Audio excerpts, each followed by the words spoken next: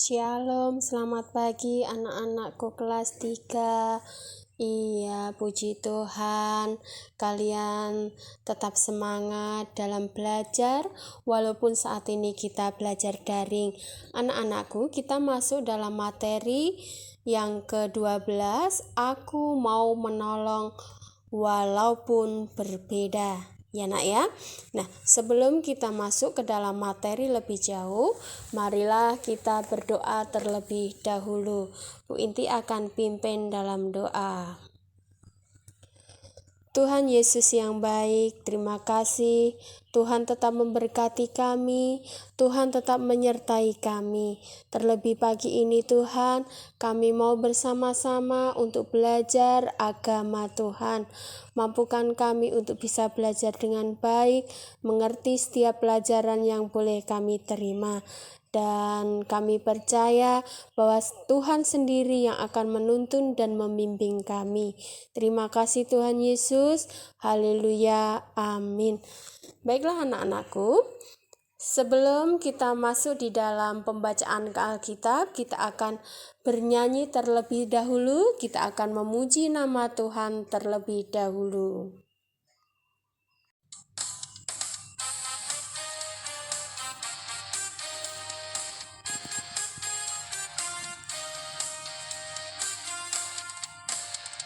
Bertemu dalam kasih-Nya, berkumpul dalam anugerah-Nya, bersuka cita semua di dalam rumah Tuhan.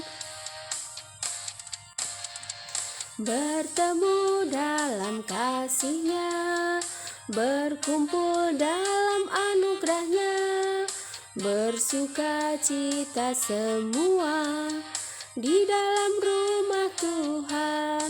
Oh, saudaraku dan saudariku, Tuhan cinta dan mengasihimu. Mari bersuka cita semua di dalam rumah Tuhan.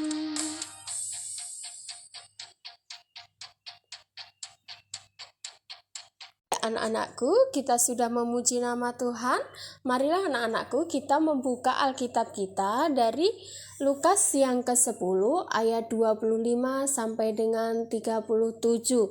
Ya nak ya, kita akan membaca bersama-sama Lukas 10 ayat 25 sampai dengan 37. Ya. Di situ menceritakan perumpamaan tentang orang Samaria yang murah hati. Bu Inti akan memutarkan video ya, film animasi. Nah, di situ nanti ada catatan-catatan kecil mengenai imam itu siapa, kemudian Lewi dan Samaria. Nah, itu nanti kalian catat ya nak ya, menjadi catatan tambahan kalian ya. Silahkan untuk melihat video yang Bu Inti kirimkan.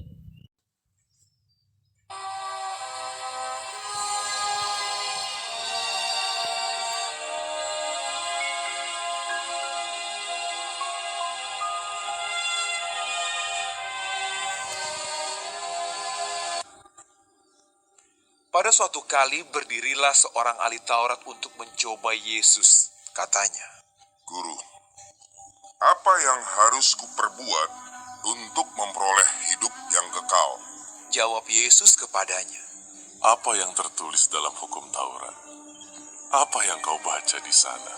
Jawab orang itu, Kasihilah Tuhan Allahmu dengan segenap hatimu, dan dengan segenap jiwamu, dan dengan segenap kekuatanmu, dan dengan segenap akal budimu.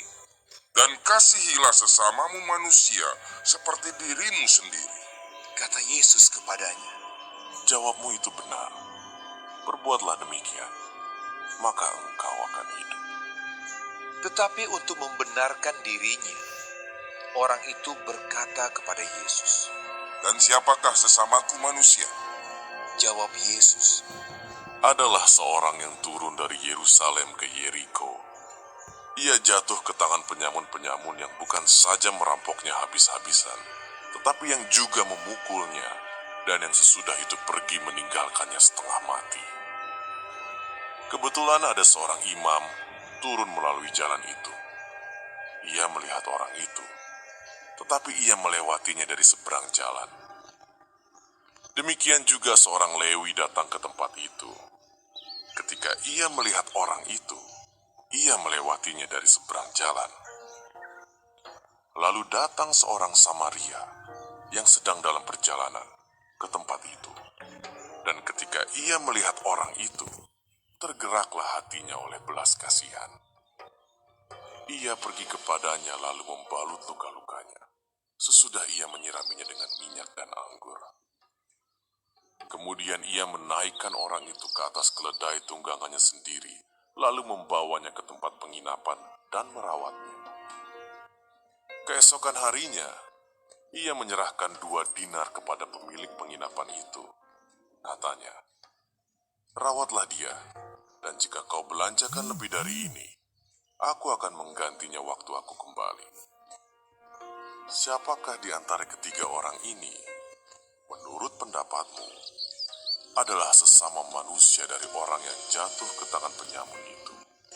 Jawab orang itu, Orang yang telah menunjukkan belas kasihan kepadanya.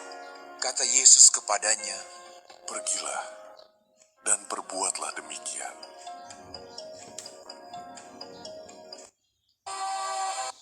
Iya anak-anakku, kalian tadi sudah melihat video di dalam Lukas 10 ayat 25 sampai dengan 37, kisah tentang orang Samaria yang begitu baik hati ya nak ya, mau menolong orang yang menderita, bahkan menolong tidak sekedar menolong tetapi mau merawatnya sampai dengan sembuh dan pulih. Nah anak-anakku, selain kitab Lukas, kita juga akan melihat ya, kita akan melihat dari kisah para rasul ya. Kisah para rasul ya nak ya. Kisah para rasul yang ke-10.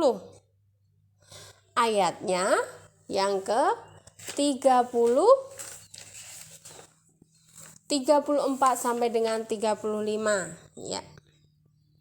34 sampai dengan 35.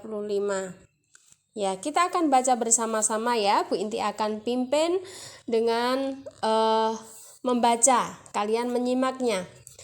Lalu mulailah Petrus berbicara, katanya, "Sesungguhnya aku telah mengerti bahwa Allah tidak membedakan orang.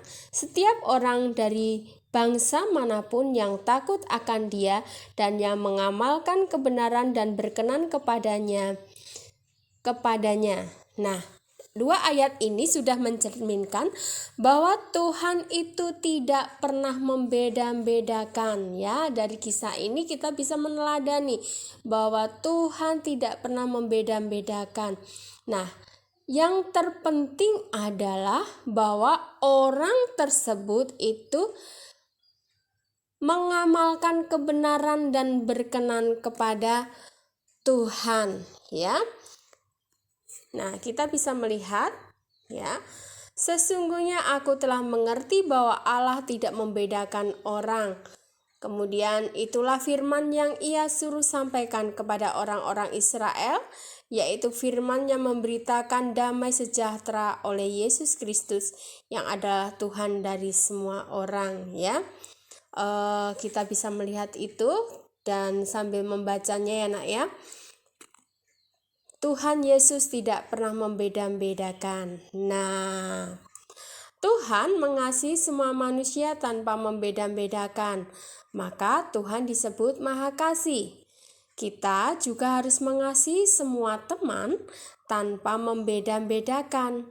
Meski teman kita berbeda latar belakang sosialnya, ekonominya, jasmani dan rohani, kita harus tetap dapat hidup rukun, saling membantu pada siapapun yang membutuhkan bantuan. Ya, teladan Tuhan yang sungguh luar biasa yang boleh kita baca, yang boleh kita mengerti. Dan baiklah kita sebagai anak-anak Tuhan, kita meneladaninya, kita juga melakukannya dalam kehidupan sehari-hari, sehingga hidup kita senantiasa berkenan di hadapan Allah. Bersikap toleransi terhadap orang lain. Apa toh toleransi itu? Iya. Toleransi artinya bersikap menghargai hal-hal yang berbeda dengan dirinya ya. Jadi toleransi itu artinya bersikap menghargai hal-hal yang berbeda dengan diri kita ya. Walaupun mungkin teman kita berbeda, misalkan berbeda agamanya, kita harus memiliki toleransi. Ketika teman kita mau beribadah, berarti kita juga menghargainya, menghormatinya, sehingga teman kita bisa melakukan ibadahnya. Kemudian, bersikap toleransi berarti menghargai dan menghormati orang yang berbeda dengan kita, bukan menjelekkan atau memusuhinya ya nak ya. Jadi kalau kita sebagai anak Tuhan ya harus memiliki sikap toleransi di mana kita mampu menghargai dan menghormati orang yang berbeda dengan kita. Mungkin berbeda agamanya, bahkan berbeda pendapat pun kita harus menghargai dan menghormati. Tidak temannya berbeda pendapat dengan kita kemudian kita menjelek-jelekannya, menganggap pendapatnya tidak baik, atau mungkin kita mengatakan pendapat orang itu salah ya, tetapi kita harus bisa mencernanya, memahaminya, kemudian menghargai pendapat teman kita dan dibicarakan bersama-sama untuk mendapatkan jalan keluar yang terbaik. Nah, manfaat bersikap toleransi itu apa? Nah, yang pertama, ya, manfaatnya yang pertama, menciptakan hidup rukun. Nah, sikap toleransi itu menciptakan hidup rukun. Nah, kalau hidupnya sudah rukun, maka manfaat yang kedua apa? Suasana nyaman dan damai. Kalau sudah hidupnya rukun, pasti suasananya nyaman dan damai. Kemudian masyarakatnya hidup sejahtera ya nak ya. Jadi itulah manfaat kalau kita bersikap toleransi ya. Ingat yang di depan tadi, bersikap toleransi itu kan menghargai dan menghormati. Nah, kalau kita memiliki sifat itu, sikap tersebut, maka akan tercipta hidup rukun dimanapun kita berada. Kalau sudah rukun, maka suasananya pun juga akan nyaman dan damai. Nah, kalau sudah nyaman dan damai, maka yang dirasakan adalah sejahtera ya, damai sejahtera. Kemudian sikap toleransi harus kita tingkatkan karena kita hidup di tengah masyarakat yang beraneka ragam atau majemuk ya nak ya. Nah, status sosialnya, ekonominya, agamanya, karakter, suku, budayanya, dan masih banyak lagi perbedaan-perbedaan lain yang bisa kita dapatkan di tengah-tengah masyarakat di mana kita berada. Nah, bersikap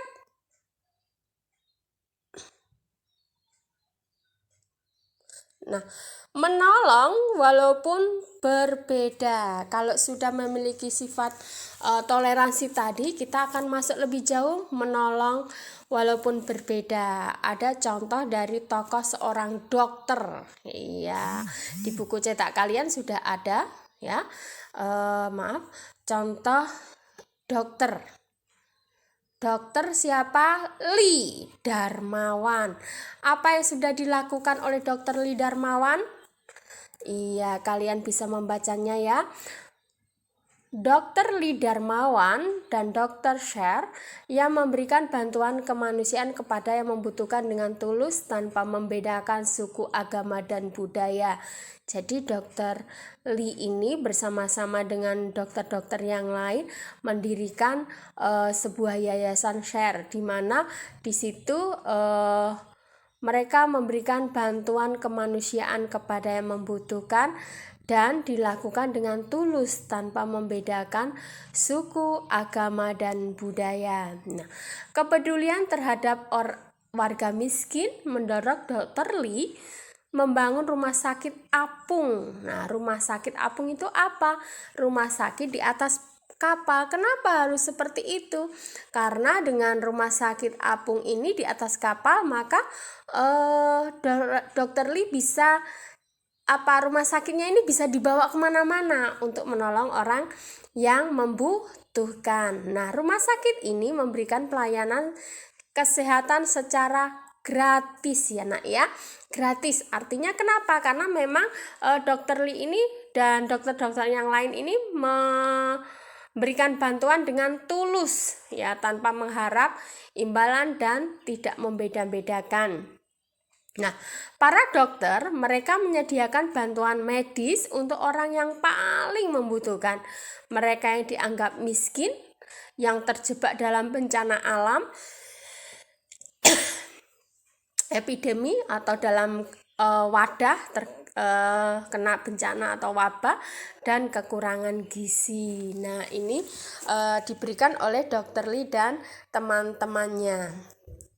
Nah, oke anak-anak, kita masuk di dalam tugas.